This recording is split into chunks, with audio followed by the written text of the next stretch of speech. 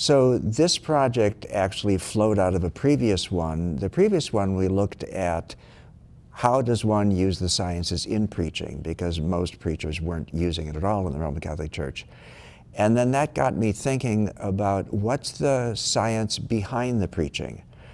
And there is very little, if any, empirical data about what makes effective preaching.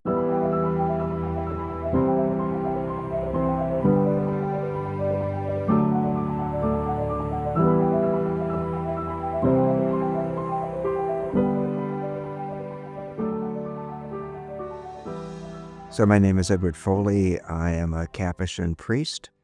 I taught here at Catholic Theological Union for 36 years, and I'm now the Duns Scotus Professor Emeritus of Spirituality and retired Professor of Worship and Music. And I'm directing this grant in Neuroscience and Preaching, as well as another grant on Preaching with the Sciences.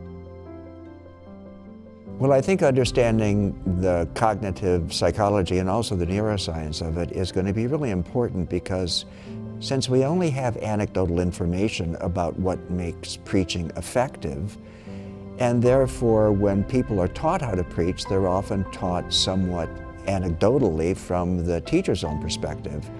But if we have some data, and there are some hunches because there are some data around things like narrativity, and metaphoricity, using metaphors, that makes it more effective.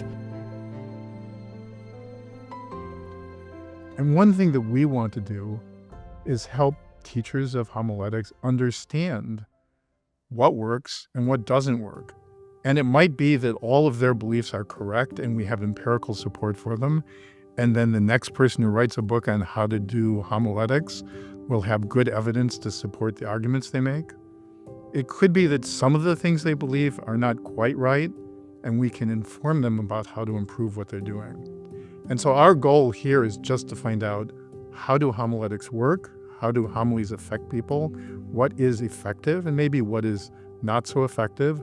And that can help teachers and preachers improve what they do. My name is Howard Nussbaum. I'm the Stella M. Rowley Professor of Psychology at the University of Chicago and Director of the Center for Practical Wisdom. I'm the principal investigator on the Preaching and Neuroscience project with the Catholic Theological Union. Well, when you think about the conflict between religion and especially Christianity, what comes to mind is the Galileo event and the Galileo effect, where the church condemned him because of his interpretation of Scripture, actually saying that the earth was not the center of the universe. And it took the Vatican just 300 years to admit that he was right. But I think one of the things that happened, especially in Roman Catholicism, is that in the Second Vatican Council between 1962 and 1965, there was a statement about the church living in the modern world. The Vatican has an Office of Science, actually. I think the work that we're doing is not about religion per se, but about how certain kinds of language changes the way we are as people, in our feelings and our attitudes and our beliefs and our behavior. And that's important to the Catholic Church. That's important to anybody who preaches. That's important to politicians who give speeches.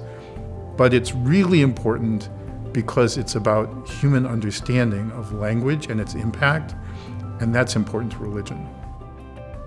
A fundamental goal here is to provide empirically based data that will be helpful to homilists.